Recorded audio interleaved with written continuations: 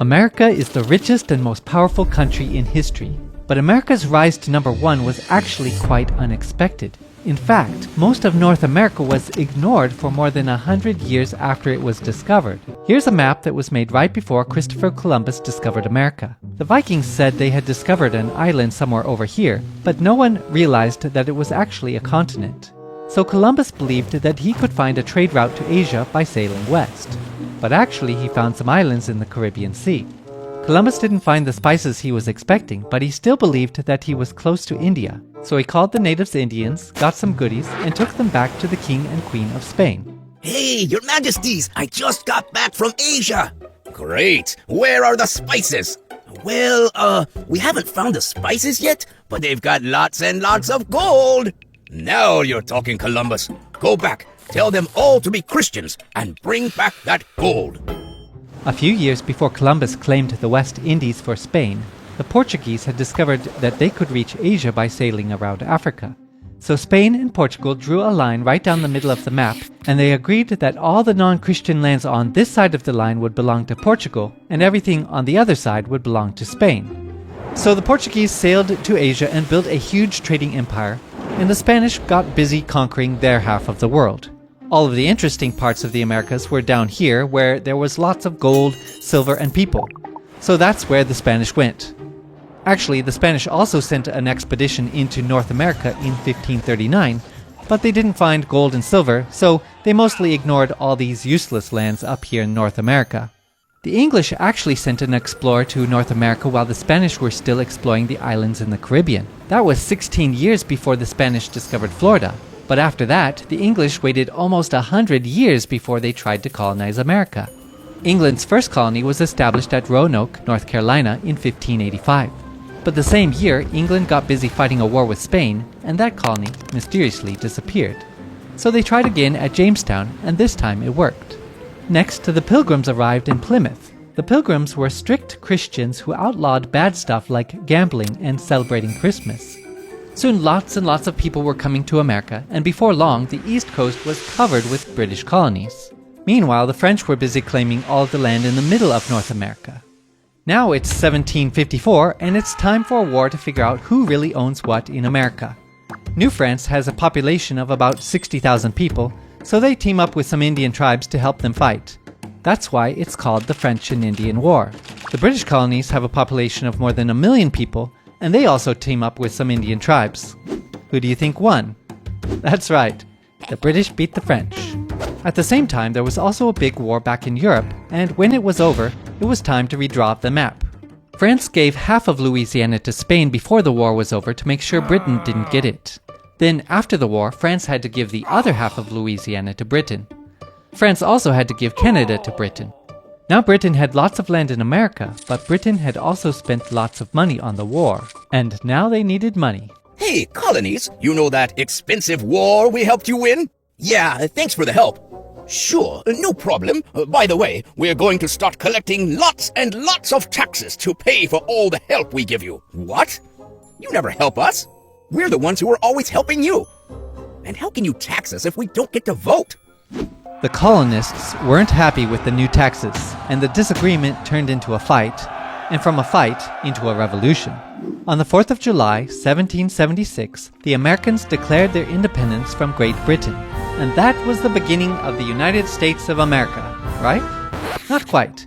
It would be 5 more years before the Americans won their War of Independence. And after they had won their freedom, they had a new problem. The government they had created was a complete mess. The 13 colonies had essentially become 13 independent countries that were only united in name. The new nation was failing, and it was failing fast. So the Founding Fathers wrote a new constitution and created an entirely new federal government that actually worked. The new constitution became official when 9 states had ratified it, and in 1789 George Washington was elected the first president of the United States. But the USA was only this big, and all the land over here belonged to Spain. So how did America get more land?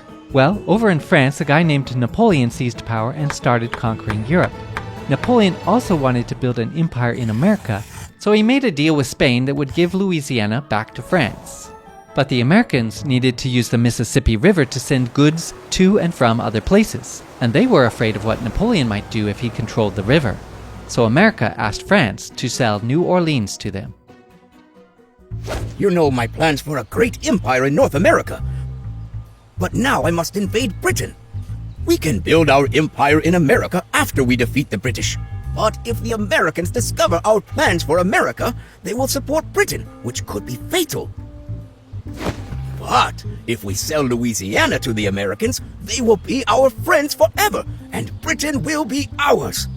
It would be foolish to sell our largest territory, and the Americans only want New Orleans.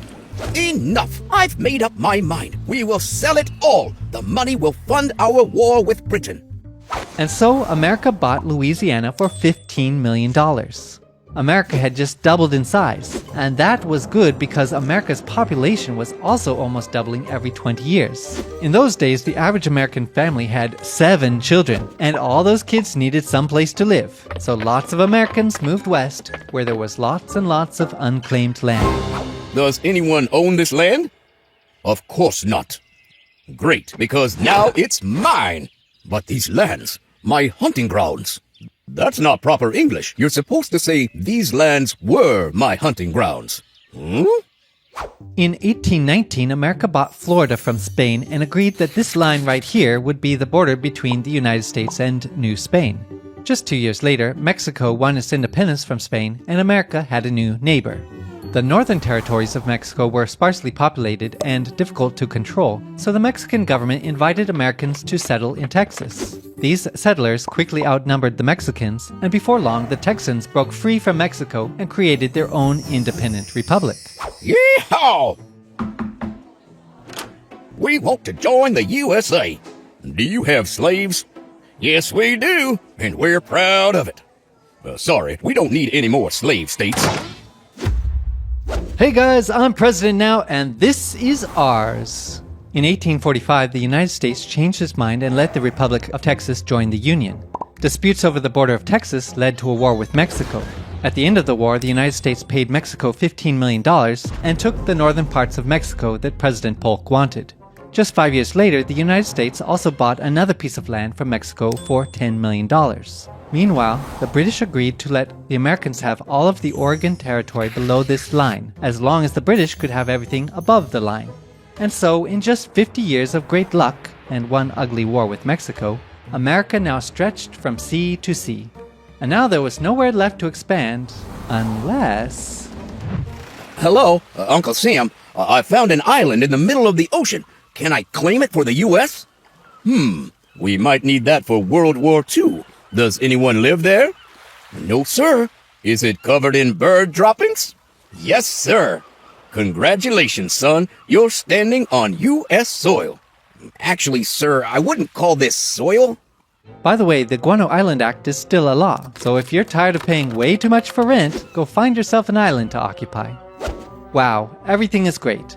Right after the Americans got California, word spread that gold had been discovered, and lots of people rushed to California to help dig up the gold. Up in the Oregon Territory, there was lots of free farmland. America was thriving and there was peace on all sides. But there was a big problem on the inside, and that was the problem of slavery. In northern states, slavery was illegal, and many considered it to be a great evil that must be stopped. In the South, slavery was an important part of the economy. The Americans had been arguing about slavery for decades, but everything came to a head when Abraham Lincoln was elected president in 1860. Many people in the South believed that Lincoln would abolish slavery, so most of the slave states separated from the United States and made their own country. That led to a big civil war. Lots of people died, the North won, the slaves were freed, and the United States was united again.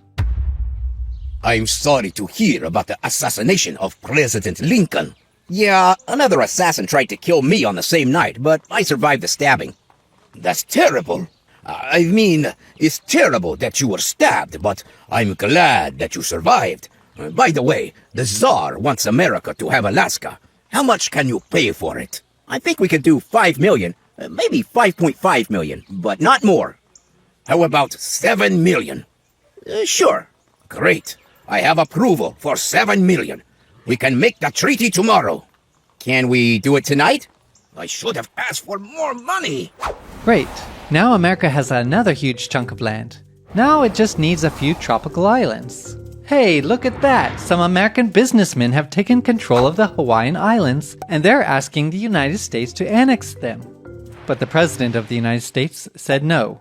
He believed that America must be a just and law-abiding nation that never misuses its great power to take advantage of the weak. But others feared that if America didn't get involved in the affairs of Hawaii, another great power like Germany or Japan would come and take the islands and use them as a base to attack America in a future war. Should America mind its own business, or should it mind its own interests? America's policy of staying out of other nations' conflicts was about to be tested because something was brewing in Cuba, and it wasn't coffee.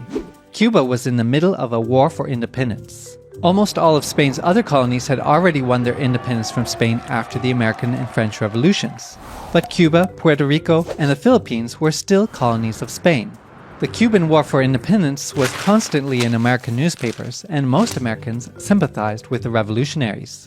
In 1898, after an American warship sank in a mysterious explosion, the US told Spain to leave Cuba or else. Spain responded by declaring war on the United States. Then the US quickly captured Cuba, Puerto Rico, and the Philippines, effectively bringing an end to what remained of the Spanish Empire that Christopher Columbus had begun. During the Spanish-American War, the US also annexed Hawaii, which was becoming an important naval base. After the war, the president was shot, and so the young and energetic Theodore Roosevelt unexpectedly became president. Hey, Columbia, we want to build a canal right here. Sure, just pay us $10 million. It's a deal. Actually, we changed our mind. You can't build a canal. What? But we made a deal. Sorry. Hey, Panama, welcome to the Club of Countries. We want to build a canal right here. Sure, go ahead. While Roosevelt was president, he built up the second largest navy in the world and used this powerful navy to influence global politics. The Americans finished building the Panama Canal in 1914, allowing the powerful US Navy to quickly move between the Atlantic and Pacific Oceans. America had become a world power, and World War I had just begun.